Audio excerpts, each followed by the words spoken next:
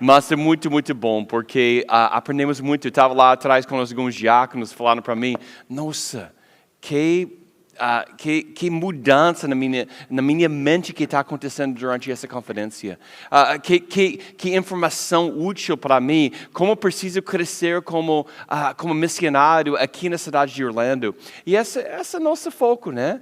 Nós queremos realmente que vocês saiam aqui cheios de Jesus e mais focados na missão que Deus chamou para vocês. Amém? Vamos orar. Deus, obrigado por essa noite.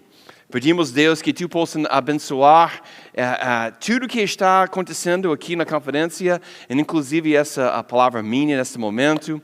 Deus, obrigado por Pastor Gilvan, Pastor Renato Ladório. Obrigado por cada pessoa envolvida aqui, que tem ajudado em todas as áreas, inclusive a música, o tech. Obrigado, Deus, por sua bondade para conosco. E, Deus, pedimos que Tu possa continuar nos abençoando e nos direcionando. Em nome de Jesus, nós oramos. Amém e amém. Meus amigos, eu quero falar hoje um pouco sobre a mentalidade missional. Né? Uma mentalidade missionária. Como vocês sabem, né, eu passei 10 anos no Brasil, servindo como missionário, então tenho um pouco dessa experiência. E eu quero comunicar algumas coisas que eu acho que a gente tem que aprender, que vai nos ajudar a realmente impactar a nossa sociedade e as nações com as boas novas de Cristo. Né? E sabe, a última semana eu corri pela primeira vez em quase 4 ou 5 anos. Eu não tenho corrido, e eu vou dizer o seguinte, eu só consegui correr 1 quilômetro. Pastor Ronaldo, pode me dar aquela glasses case aí, porque eu estou precisando. 1 quilômetro, né? E eu estava morrendo quando eu parei, porque não tinha corrido, né? E 2 dias depois eu consegui correr 2 quilômetros. Glória a Deus.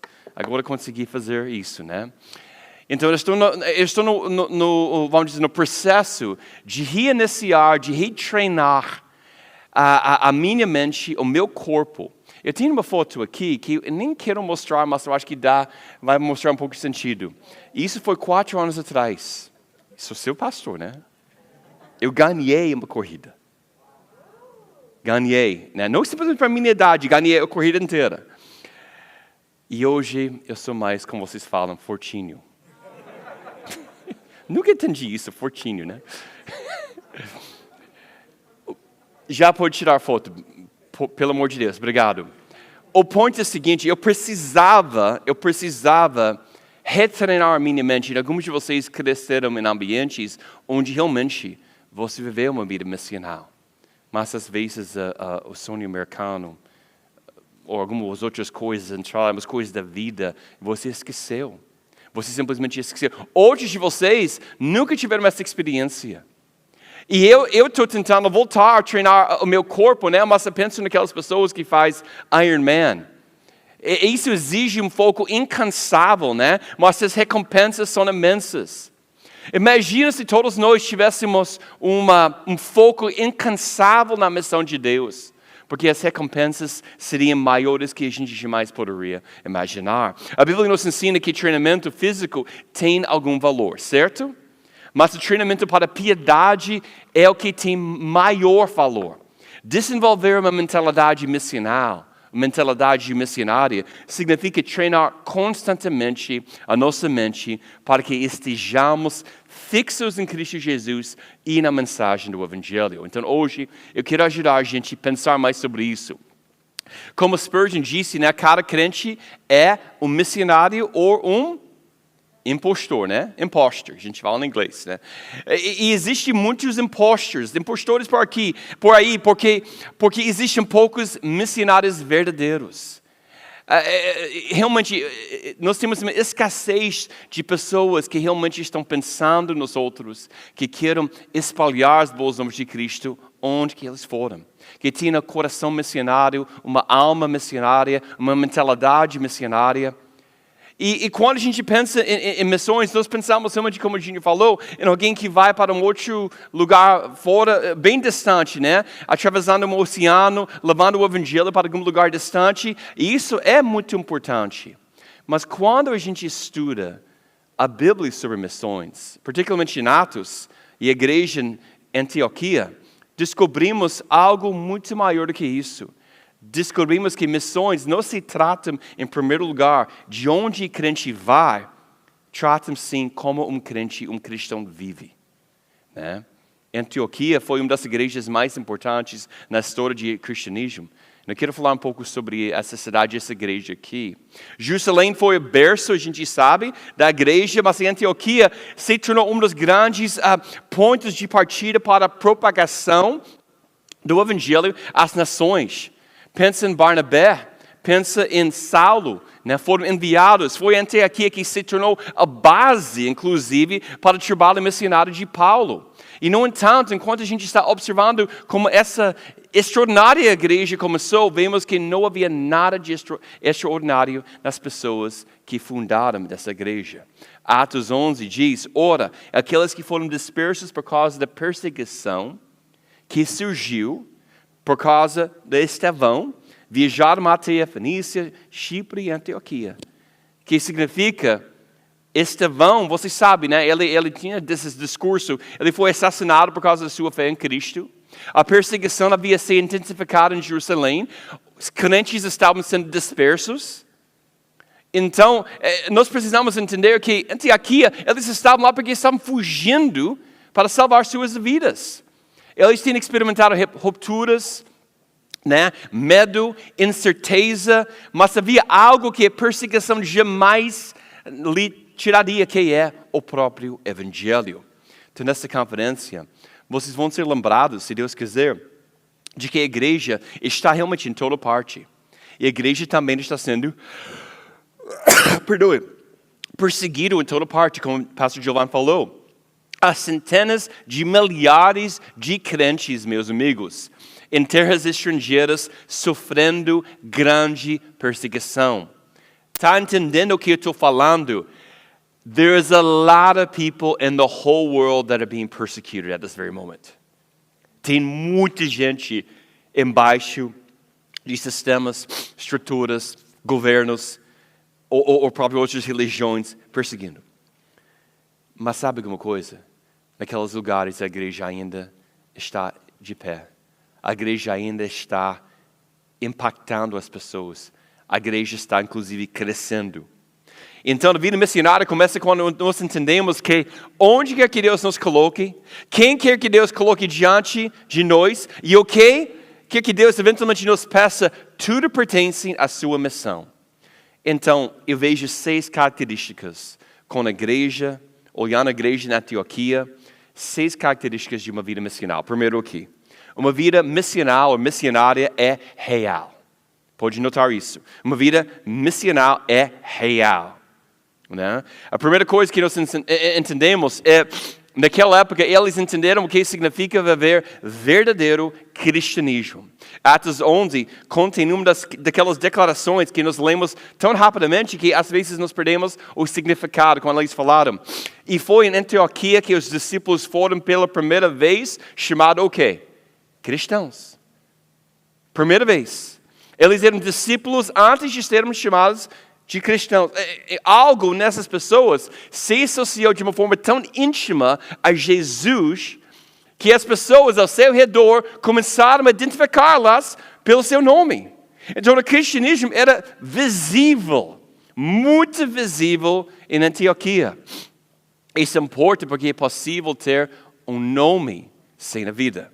É possível ter uma cultura inteira que se chama cristã sem ser de fato transformado por Cristo. É possível que nós temos igrejas que tenham linguagem cristã, música cristã, programas cristãos, tradições cristãs, mas percam o tipo de cristianismo que a gente está vendo aqui em Atos. Eu tenho certeza que você já viu isso, né? Cristianismo falso, cristianismo apenas de AI ou AI, cristianismo como entretenimento. Tudo isso é muito cansativo, porque nós sabemos que deve haver mais. Precisamos um remanescente da igreja para nos lembrar o que é o cristianismo real. Amém? Que tem muito fake. E aqui em Orlando tem muito fake. Tem gente que vem para a nossa igreja só para networking. Só porque eles querem network. Nem é crente. Elas querem encontrar alguém, um empresário que tem dinheiro lá, que ouvir daquela cara, vão encontrar ali na igreja. Elas não têm interesse na mensagem. Eles estão aqui para as razões erradas. Se Deus quiser, o evangelho vai alcançar, mas tem muito fake. A Bíblia é cheia de exemplos de como ele vai separar the wheat from the chaff. Não sei como dizer em português, mas o trigo e isso. Cara, isso é a nossa realidade. Nós precisamos entender que nem todo mundo que anda conosco está conosco. É conosco. Amém? Então, eu não quero nada disso. Eu não quero alguém que simplesmente conhece o vocabulário cristão, frequenta a igreja, carrega uma Bíblia, entende muita cultura cristã, entende todas as fofocas nesses sites cristãos de fofoca que nem faz sentido, que vive a maior parte da vida praticamente intocado pela senhoria de Cristo. Jesus Cristo é nosso Senhor e Ele é nosso Salvador. Amém? Não quero nada disso na First Orlando Brasil. Então, o nosso exemplo, Antioquia, era o oposto desse tipo de cristianismo falso. Quando Barnabé chegou aqui em Atos 11, Lucas nos diz que ele viu a graça de Deus. Eu não sei se você entende como isso é profundo. Ele viu a graça de Deus. A graça se tornou visível lá naquele lugar. Pessoas missionárias vivem um cristianismo verdadeiro, onde a graça é visível. Para aqueles amigos mais pentecostais, você sente quase tangível a presença de Deus, porque às vezes realmente essa graça, mas não limitada aos pentecostais, todos nós podemos estar em ambientes quando alguém fala com a gente percebe, essa pessoa é crente, essa pessoa realmente está andando com Jesus, essa pessoa vive uma vida real com Jesus, e é isso que nós precisamos. Barnabé viu evidências de que Deus estava transformando as pessoas. E ele as encorajou a permanecer fiéis ao Senhor com firme propósito. Barnabé não estava contando quantas pessoas levantaram suas mãos. Ele queria que Cristo se enraizasse profundamente nessas pessoas. Barnabé foi a Tarso, encontrou Saulo, trouxe ele de volta para Antioquia. Durante um ano inteiro, eles ensinaram a igreja. O verdadeiro cristianismo também abraça o verdadeiro ensino. A gente não pode separar discipulado, ensino, doutrina com a missão. São interligados, são conectados. Então isso aconteceu. Antioquia não estava interessada apenas em pessoas levantando as mãos, como eu falei, tomando decisões. Antioquia formava discípulos. A pergunta para nós é, será que eu sou um discípulo? Será que você é um discípulo de Cristo? Antes de perguntar quem eu estou levando para Jesus, ou o que eu vou fazer com a minha vida, nós precisamos nos perguntar, eu realmente estou seguindo Jesus? Eu realmente estou seguindo Jesus?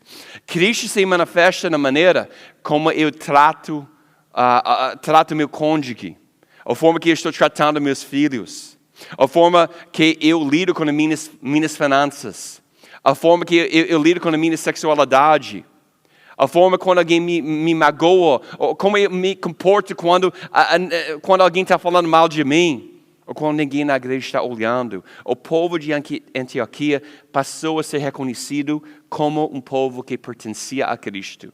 Sua identificação com Ele se tornou visível. Uma vida missional começa quando Jesus, o Jesus que eu proclamo, se torna Jesus que as pessoas podem ver em mim, de verdade. Essa é a primeira coisa. Segunda coisa, a vida missional é profundamente centrada no Evangelho. É profundamente centrada no Evangelho. Eles sabem a mensagem que foi confiada a eles. Amém? Aqui, na First, nós estamos focados em receber pessoas centradas no Evangelho, porque nem todo mundo é. O púlpito é sagrado para nós. A gente não tem qualquer pessoa aqui pregando qualquer coisa, porque nós queremos que a palavra seja central e o homem que está pregando vive uma vida coerente com a palavra que ele prega. Amém? Isso é importante. Não perfeição, mas coerência. Então, nós não podemos negociar a mensagem do Evangelho. A gente não pode fazer isso. E uma pessoa que está na missão não negocia o Evangelho. A mensagem que é para todo mundo, que nós precisamos lembrar todos os dias. Atos 11 diz que eles estavam pregando o Senhor Jesus, mas eram crentes nessa referência anônimos. A gente não sabe o nome deles. Quando Barnabé chegou, eles os encorajaram a permanecer fiéis ao Senhor. Antioquia não foi construído em torno de personalidades, bandeiras, programas ou experiências ou cruzadas. Desde o início foi construída em torno de Jesus. Então, o Evangelho é nossa esperança de salvação para a eternidade, nossa esperança para o dia a dia das nossas vidas, e assim é nossa esperança para a missão. Não há outra mensagem que devemos pregar. Né? Lemos aqui em 1 Coríntios 2, mas nós temos a mente de Cristo. A mente de Cristo é uma mente centrada no Evangelho.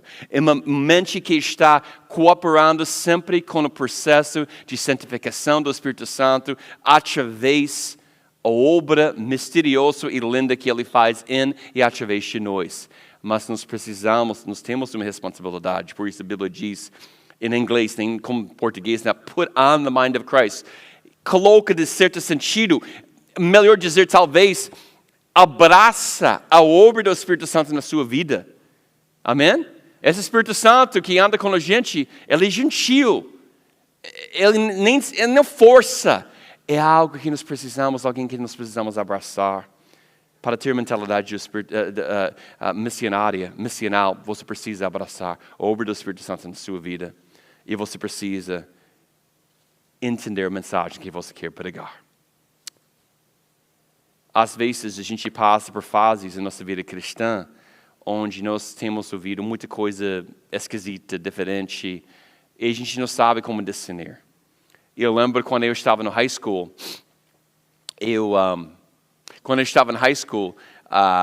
e tinha um livro chamado 88 Razões que Rapture vai acontecer em 1988.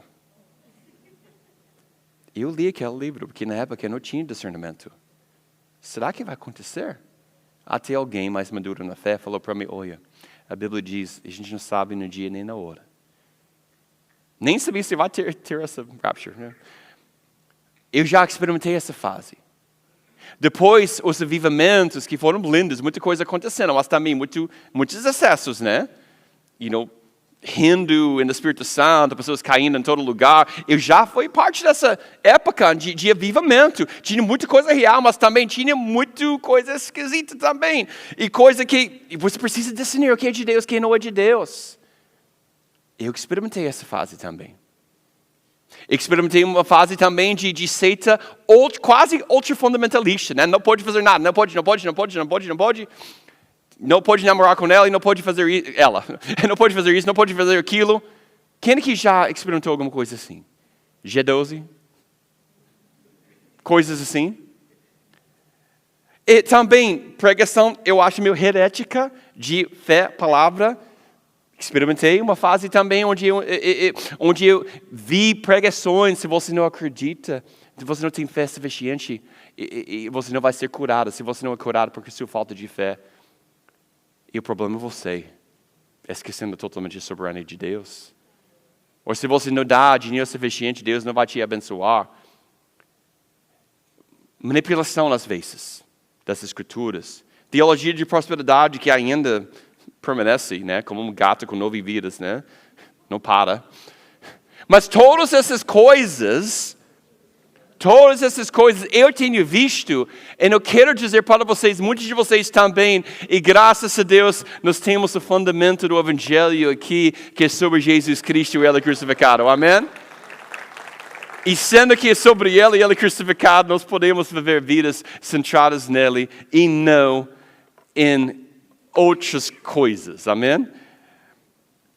O Senhor me protegeu de me afastar muito da mensagem central do Evangelho, né?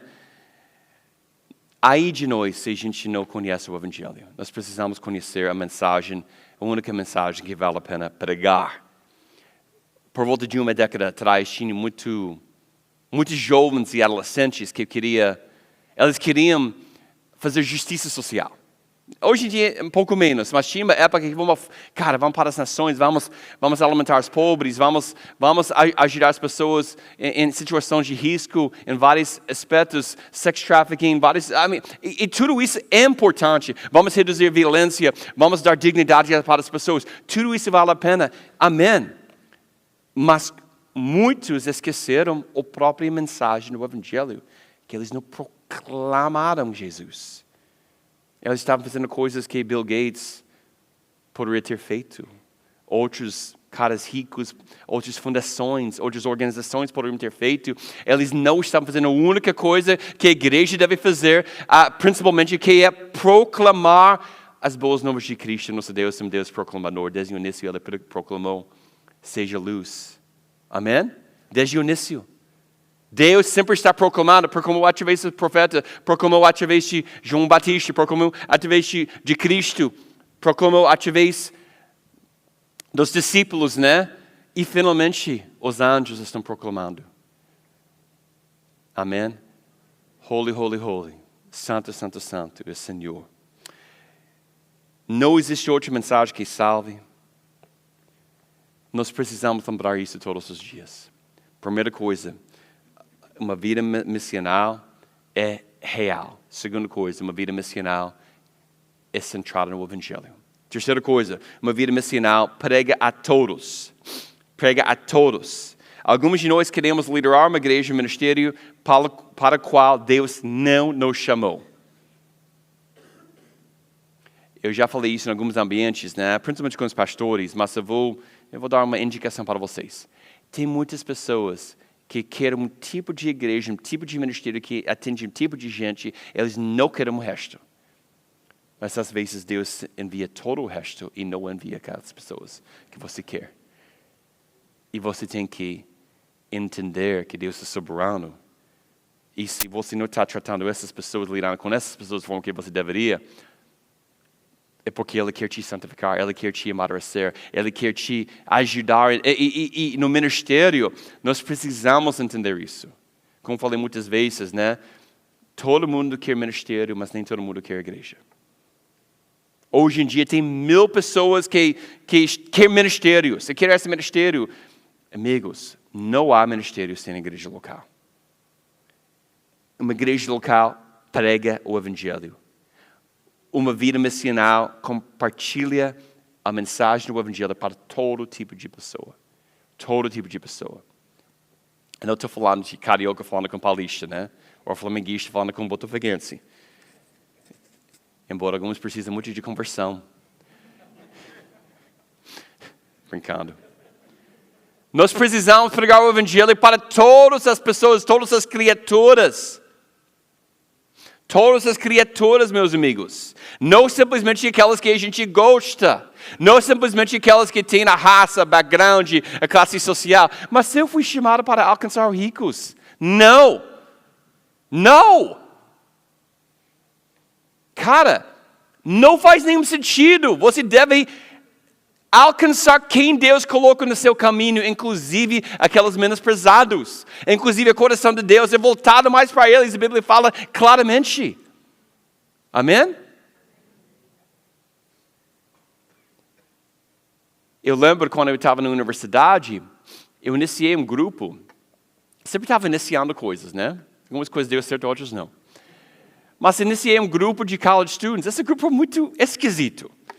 Foi estudantes internacionais, pessoas de vários backgrounds, culturas. Não tinha ninguém legal nesse grupo, para ser bem honesto. Falando de cool kids. Sabe aquela cool Christian kid? Vestido bem, tem dinheiro, aquela cool Christian kid. Não tinha ninguém. Foi mim e a gente chama em inglês ragtag, grupo de pessoas esquisitas. Mas a gente estava na missão. Fomos na missão, fomos para Nova York, fazendo missões urbanas, fomos para Chicago, fazendo missões urbanas. E isso formou em mim uma apreciação pela diversidade que nós temos. Que tal que ser um pouco diferente. Tal que ser um pouco esquisita, inclusive. Eu amo pessoas esquisitas na minha igreja. Alguns de vocês, amém. Por isso eu estou aqui. Mas de verdade, porque eu acho que representa a diversidade do reino de Deus. Eu acho que nos ajuda profundamente a entender que Deus chama todo tipo de gente para essa família que nós temos.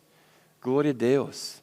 Glória a Deus para a pessoa ultraconservadora. Glória a Deus para aquela pessoa que está dançando durante a música muito. Obrigado pela pessoa que está realmente refletindo, dá um pouco de crítica, porque nós precisamos de crítica às vezes. Obrigado por aquele irmão também, que é irmã, que sempre está positiva sobre tudo. Nós precisamos de todos os tipos, amém? Precisamos de pessoas que têm paixão para os pobres. Precisamos de pessoas que têm paixão para outras nações. Precisamos de pessoas que têm paixão para cuidar da igreja local, para discipular. Porque para pastor nós temos constantemente essa luta entre... Tem gente que quer que a gente só discipular e nurture e ajuda a igreja que está aqui. Não esquece quem está aqui. Não só fica fora. Tem que focar aqui. Tem outras pessoas. Não, precisamos ir para as nações. Precisamos alcançar as pessoas fora da nossa igreja. A gente está focado demais em si. A igreja virou uma panela. Está vendo a diferença? Nós precisamos de both. Ambos. Nós precisamos cuidar quem nós temos. Absolutamente. Mas a gente não pode esquecer quem Deus nos chamou para alcançar. Nós precisamos das duas coisas, não uma competição. É ambos, amém? E tendo gente esquisita, de uma forma boa, tu usando essa palavra, né? A igreja fica linda, como nem sei como explicar muito bem. Mas sabe, em Atos 11, os crentes dispersos inicialmente falavam apenas com os judeus. E essas eram as pessoas que eles conheciam. Compartilhavam idioma, história, costumes, formação religiosa, mas no versículo 20 tudo mudou. Mas alguns deles chegando a Antioquia, falaram também com as helenistas, anunciando o Senhor Jesus. Então essa pequena palavra mas aqui representa uma enorme mudança. Alguém decidiu ultrapassar os limites e não só falar com os judeus. Alguns crentes cujos nomes que não foram revelados, mais uma vez, não tinha Instagram, não tinha 1 milhão de seguidores comprados. Sorry, mas it's true. And we all know. Todos nós sabemos. Tá bom? Desculpa. Tá ficando muito quietinho aqui. Tem 1 milhão de seguidores e tem 20 likes. Meu amigo, tem alguma coisa errada aqui. Tudo bem, não vou jogar, né? Já estou jogando, mas tudo bem. Eu não estou jogando, estou avisando, tá bom? Que todo mundo... alguma coisa que ninguém vai falar, mas eu vou falar porque eu estou meio solto hoje. Que não é domingo de manhã, eu me sinto solto. Alguns crentes cujos nomes que não foram revelados olharam além das pessoas que eram familiares para eles e disseram: esse evangelho não é apenas para os judeus, mas para todo mundo.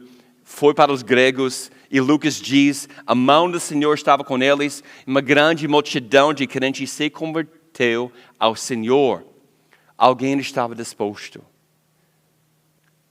a ultrapassar uma fronteira com as boas novas do Evangelho. A gente nem sabe exatamente quem. A pergunta é, você está disposto a ultrapassar os limites? O Evangelho destrói nossa capacidade de olhar para outro ser humano e concluir, essa pessoa não é o meu tipo. Amém? Foi isso que aconteceu na Antioquia, né? Etnia diferente, o evangelho para eles. Cultura diferente, o evangelho para eles. Antioquia se tornou fundamental para a expansão do cristianismo. A igreja começou a compreender na prática o que Deus sempre desejava. Ou seja, ele deseja, né? Que as boas novas de Cristo chegassem às nações. 4. Uma vida missional vivida todos os dias no cotidiano. Todos os dias. Em Atos 11, né? Quem iniciou esse movimento mais uma vez? A gente não sabe. Lucas não nos dá os nomes deles. Não há menção aqui de Pedro em Atos 11.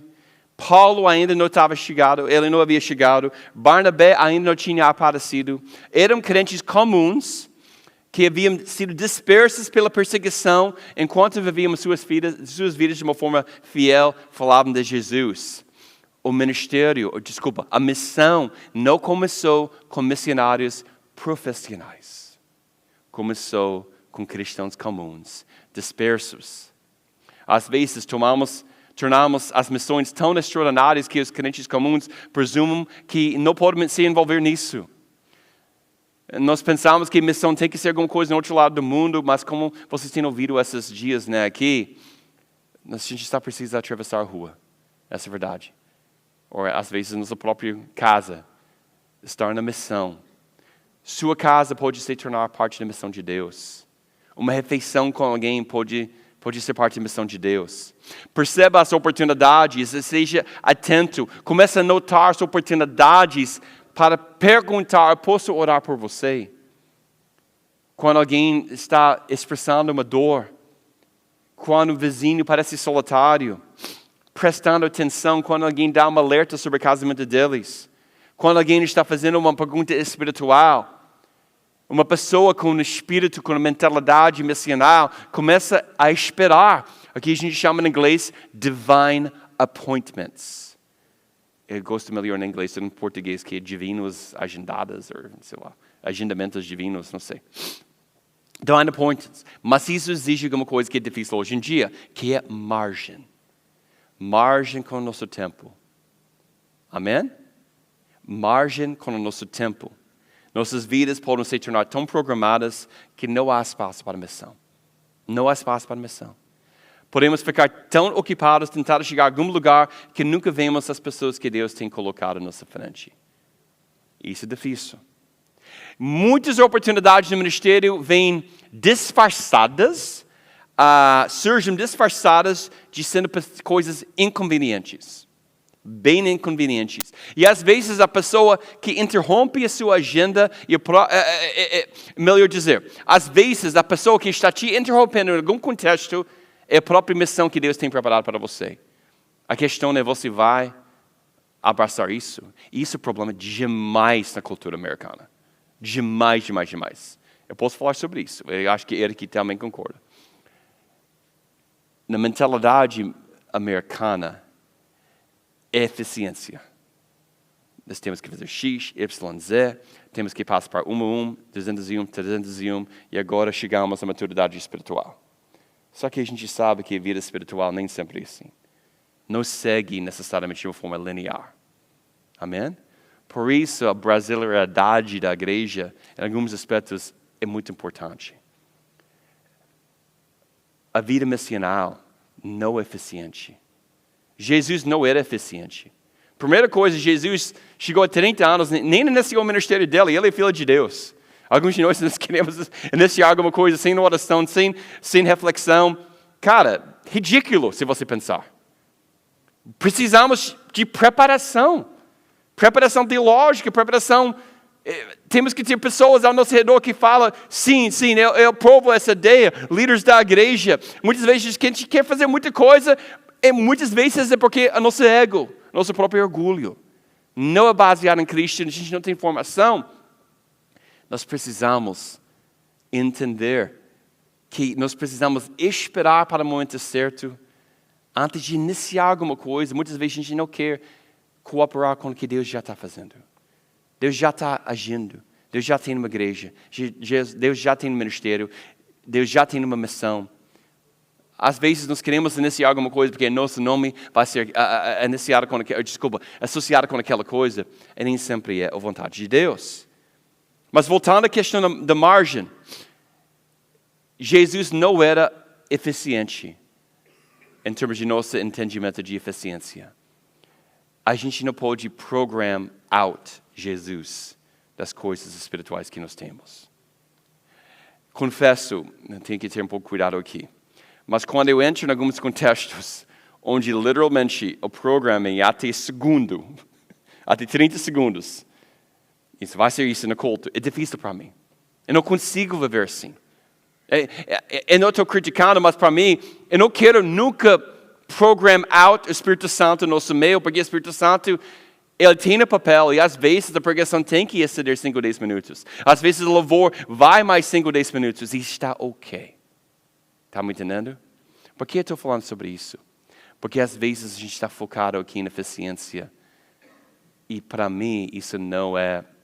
temos que respeitar, temos que ter planejamento, não pode sempre exceder. Mas, ao mesmo tempo, tem que deixar o Espírito Santo agir em alguns momentos. Uma vida missional está ciente disso. E não está tão focado em estrutura que ele acaba não percebendo o que o Espírito Santo está fazendo naquele momento. Uma pessoa que está obcecada com a forma, mas esquece a função. Que é outro problema que nós temos. Pessoas que amam uma forma, mais que a função. A minha forma de fazer a igreja é melhor. Eu faço a igreja em casa. Você está obcecada com a forma mais do que a função. Não, a gente está encontrando Jesus em nossa casa. Essa que você deve falar. Tem gente tão animada sobre a forma que eles fazem as coisas, que eles esquecem uma função que é sobre evangelismo, que é sobre Jesus. Amém? Então, não vou falar mais, que não tenho tempo. 5. Uma vida missional tem um alto preço. Alto preço. A missão bíblica tem um custo. Conforto. A igreja nasceu entre crentes deslocados que haviam sofrido perseguição. Tempo. Barnabé e Saulo passaram um ano inteiro discipulando pessoas. Dinheiro. A gente pode ver aqui em Atos 11 uma fome foi prevista na Judeia. Antes mesmo de Antioquia, enviou missionários, enviava dinheiro. Isso nos diz alguma coisa. A missão passou da teologia para o próprio bolso deles. Quanto daquilo que Deus me deu está disponível para a sua missão? Essa é uma pergunta que a gente deve se perguntar. Meu dinheiro, a minha casa, a minha agenda. Pessoas missionárias não apenas têm corações compassivos, eles vivem de fato com mãos abertas. Então, na vida missionária tem preço. Eu lembro quando eu estava na faculdade, universidade, anos atrás, eu já estava realmente seguindo Jesus, fazendo o meu melhor. Eu sofri, não uma perseguição tipo Moçambique, vamos ser honestos, mas a perseguição apropriada para um cara com 19 anos. Meu roommate lá está postando pornografia em todo lugar, só para me irritar, nas paredes do apartamento, que ele sabia que ele queria viver uma vida pura, e ele fez isso só para me irritar. Uma vez, nem sei se eu devo falar isso, mas eu vou falar, porque tem um remanescente aqui. Uma vez, o cara falou, eu vou trazer uma pizza para você. Nem sei se eu devo falar, mas é muito... Vamos dizer, chegou a pizza box e não foi pizza dentro. E ele fez isso para falar, isso que eu penso em você, em sua religião, em seu Deus. Gente, eu experimentei tudo isso. Claro que às vezes eu poderia ter reagido diferente, talvez tinha coisas que eu convidei sem querer. Mas eu experimentei perseguição, eu experimentei isso, porque a verdade é o seguinte, se você quiser seguir Jesus, você vai ser perseguida. Se você nunca experimenta nenhuma perseguição, é bem provável que você não está vivendo uma vida realmente missional. Porque eventualmente você vai irritar alguém, eventualmente você vai cross alguém da forma errada, alguém não vai gostar, alguém vai te desafiar. Às vezes tem que confrontar alguém, eles não vão gostar, você vira um inimigo. Isso faz parte de uma vida missional. Se ninguém, em nenhum contexto, nunca está pushing back, nem perseguiçãozinha, talvez o problema é que você não está proclamando as boas novas de Cristo e a plenitude do Evangelho. Missão significa abrir mão de algo que teria fortalecido às vezes também na sua própria igreja. Nós precisamos entender, como o pastor Giovanni falou, não vou falar muito sobre isso, que não tem tempo, mas basicamente nós precisamos abrir mão, enviar as melhores pessoas para outros lugares, para iniciar novos projetos, novas plantações. E isso vem com a mentalidade, de fato, de que existe um preço, como falei. O preço também não é só perseguição, mas às vezes é enviando pessoas da sua igreja, do seu ministério. Cara, mas esse cara é excelente como worship leader. Mas Deus está chamando ele para ajudar com nova expressão lá no outro lado da cidade. Esse cara é máximo, ele ajuda demais em vários aspectos, mas Deus está enviando ele para a África para ser missionário. Sabe, essa deve ser nossa história. Sabe alguma coisa na graça de Deus? Eu acho que o pastor Ronaldo e os outros têm visto isso também. Deus sempre acaba trazendo ainda mais pessoas capazes. Quando você vive com mãos abertas, você dá muito, como eu sempre falo, né? Mas também você recebe muito. Quanto mais você está dando, Deus tem a tendência, não uma forma, mas a tendência de te abençoar com mais. E não é diferente com seu ministério, com seu grupo de vida, com tudo que você quer fazer. Talvez alguns de vocês vão para as viagens missionárias para Moçambique, tá? Nem sei como vai acontecer, mas eu tenho certeza que se Deus está dentro dessa iniciativa, Ele vai te abençoar e mais que você poderia perceber. Finalmente, a vida missional acolhe a morte e a vida futura.